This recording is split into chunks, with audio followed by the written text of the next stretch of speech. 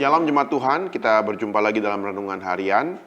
Hari ini kita akan membahas tentang menguatkan yang lemah dan melemahkan yang kuat. Saya bacakan dalam 2 Korintus 12 ayat 10. Karena itu aku senang dan rela di dalam kelemahan, di dalam siksaan, di dalam kesukaran, di dalam penganiayaan, dan kesesakan oleh karena Kristus. Sebab jika aku lemah, maka aku kuat. Nah, saudara, sistem nilai di dunia ini mengajarkan kita untuk pandai, berpengaruh, sukses, dan kaya. Dunia berkata, senjata yang paling penting dalam hidupmu adalah kelebihanmu. Dan sistem ini merasuki gereja, saudara. Sebab itu tidak jarang kita dengar, kalau kamu jadi orang hebat, orang kaya, nanti Tuhan bisa pakai kamu dengan luar biasa. Pertanyaannya, apakah Allah memakai kita dengan luar biasa? Atau malah tidak biasa mendengar kalimat itu?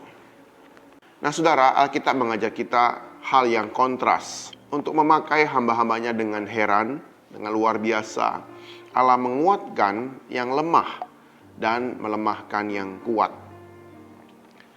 Nah saudara, menguatkan yang lemah. Sepanjang perjanjian lama dan perjanjian baru, kita melihat pola yang sangat kuat. Allah bekerja dengan ajaib justru kepada orang-orang yang lemah. Ia memperlengkapi orang yang Dia panggil, bukan memanggil orang yang lengkap. Contoh, Abraham dan istrinya yang adalah kakek nenek, sudah sangat tua, tak mampu lagi punya anak. Tapi Allah memanggil mereka menjadi berkat lewat keturunan mereka.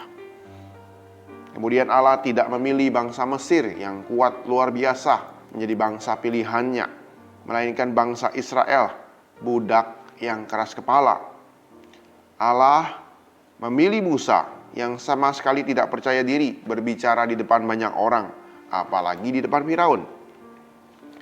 Allah juga memilih Daud, remaja ingusan, untuk melawan Goliat yang luar biasa kuat. Dan Allah memakai kita melalui kelemahan kita. Nah saudara, alasannya cuma satu, agar tidak ada seorang pun yang memegahkan diri di hadapan Allah.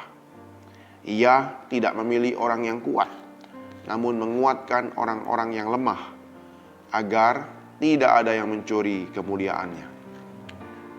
Yang kedua, melemahkan yang kuat.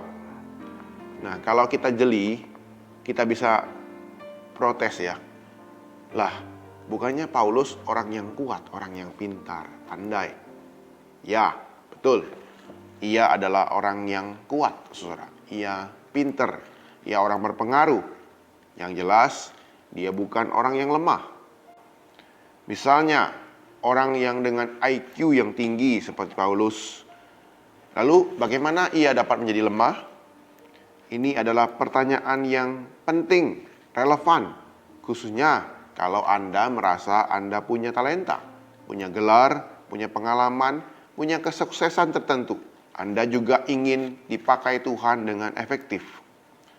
Nah saudara, Paulus sadar bahwa ia mengalami kuasa karunia Allah, di mana ia dibawa kepada titik yang terendah dan tidak dapat mengandalkan kekuatannya. Oleh karena itu Paulus berkata, jikalau aku lemah, aku kuat di dalam Tuhan. 2 Korintus 12 ayat 10 itu. Nah saudara, kalau kita merasa diri kita kuat, namun kita ingin dipakai oleh Allah dengan luar biasa, Anda perlu siap dibawa Allah kepada suatu pengalaman kehilangan, kehancuran, kelemahan. Dan saat itulah Allah dapat memakai Anda dan mendapatkan seluruh kemuliaan.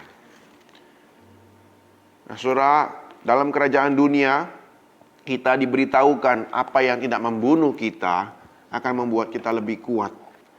Namun dalam kerajaan Allah, Alkitab memberitahu kita bahwa dalam anugerahnya, apa yang tidak membunuh kita membuat kita lemah, sampai kita berhenti bersandar pada diri sendiri dan mulai bersandar kepada Allah. Pendek katanya, saudara, baik lemah maupun kuat tidak akan dapat memegahkan diri di hadapan Allah. Hanya segala puji, hormat, dan kuasa berasal dan kembali kepadanya. Saudara, biarlah kita boleh mengerti akan hal ini, bagaimana cara Allah bekerja untuk membawa kita umatnya terus bersandar kepadanya dan hanya memuliakan Dia. Apa yang kita punya berasal daripada Dia. Mari kita memuliakan Dia dan meninggikan namanya. Amin. Mari kita berdoa. Tuhan, kami telah melihat bahwa Engkau dengan bekerja dengan pola yang tertentu, Tuhan. Engkau sangat kontras sekali, Tuhan, dengan dunia ini. Engkau menguatkan orang-orang yang lemah supaya mereka terus dipakai oleh Tuhan dan bersandar kepada Tuhan dan mengerjakan panggilan mereka. Dan Engkau, Tuhan, juga memakai orang-orang yang kuat, orang-orang yang pintar, yang berpengaruh, dan mau tunduk dalam kerendahan hati.